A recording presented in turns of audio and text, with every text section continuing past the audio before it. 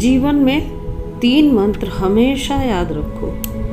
आनंद में वचन मत दो, क्रोध में उत्तर मत दो और दुख में निर्णय मत लो। क्रोध बुरा होता है, पर जहाँ ज़रूरत है वहाँ दिखाना ही चाहिए, नहीं तो गलत करने वाले को ये एहसास ही नहीं होगा कि वो गलत कर रहा है और वो आपके साथ हमेशा वैसा ही व्यवहार करता रहेगा।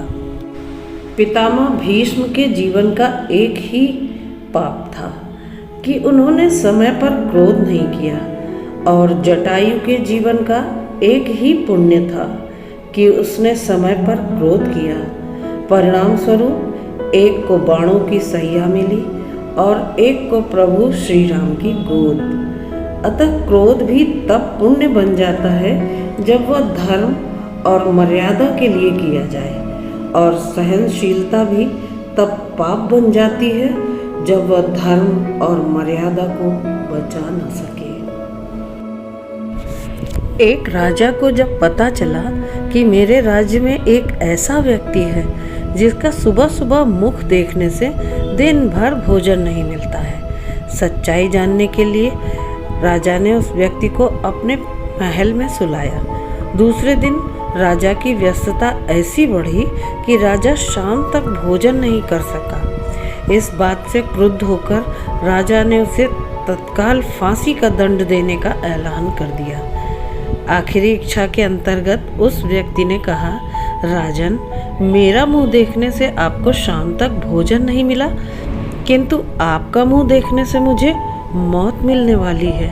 इतना सुनते ही लज्जित राजा को संतवाणी याद आ गई। बुरा जो देखण में चला, बुरा न मिलिया कोई, जो दिल खोजा आपना, मुझसे बुरा न कोई। सच कहा जाए तो क्रोध एक ऐसी बीमारी है जो कि अनियंत्रित होकर व्यक्ति का सब कुछ नष्ट कर देती है, जबकि स्वतः नियंत्रित होके व्यक्ति उस पर काबू पा सकता है। इसी से संबंधित एक छोटी सी कहानी और मुझे याद आ रही है। एक स्त्री थी, उसे बात बात पर गुस्सा आ जाता था। उसकी इस आदत से पूरा परिवार बहुत परेशान था और उसकी वजह से परिवार में कलह का माहौल बना रहता था। एक दिन वह स्त्री बहुत ज़्यादा दुखी होकर एक पढ़े लिखे और बहुत ही विनम्र और बहुत ही सज्जन व्यक्ति थे, जिन्हें कभी भी गुस्सा नहीं आता था, कभी वो नाराज़ नहीं होते थे, लोग उनकी बहुत तारीफ करते थे। तो उस व्यक्ति के पास जाती है और कहती है कि मैं चाहकर भी अपने गुस्से पर नियंत्रण नहीं रख पाती, मुझे कोई उपाय बताइए। उन व्यक्ति ने कहा कि ठीक है। उन्होंने झोले से एक दवा की शीशी निकालकर उसे दी और बताया कि जब भी गुस्सा आए इसमें से 4 बूंद दवा अपनी जीभ पर डाल लेना या पानी में मिलाकर पी लेना। 10 मिनट तक दवा को मुंह में ही रखना। 10 मिनट तक मुंह नहीं खोलना है, नहीं तो दवा का असर नहीं होगा। महिला ने सज्जन के बताए अनुसार दवा का प्रयोग शुरू कर दिया।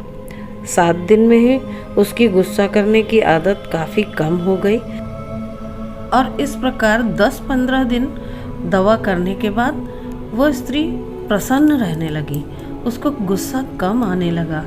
तो वो उस व्यक्ति के पास गई और बोली, श्रीमान जी, आपकी दवा से मेरा क्रोध गायब हो रहा है, अब मुझे गुस्सा नहीं आता और मेरे परिवार में शांति का माहौल होने लगा है। तब उन व्यक्ति ने उसे समझाया कि वह कोई दवा नहीं थी, उस शीशी में केवल पानी भरा था।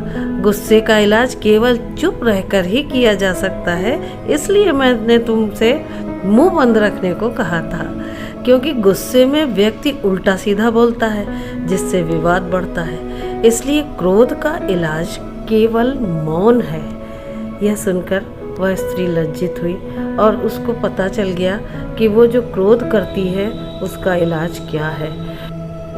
तो दोस्तों, क्रोध करना एक मानवीय प्रवृत्ति है, लेकिन तुरंत क्रोध आ जाना और ज़्यादा क्रोध आ जाना, ये शरीर के लिए, मन के लिए, बुद्धि के लिए, विवेक के लिए सभी के लिए अत्यंत हानिकारक है। इसलिए हमेशा सबसे पहले अपने ऊपर नियंत्रण रखते हुए, मौन रहते हुए पहले आत्मचिंतन करना चाहिए। सही गलत का निर्णय करने के बाद ही गुस्सा करना चाहिए। तो आज की कहानी आपको कैसी लगी मुझे कमेंट करके ज़रूर बताएं।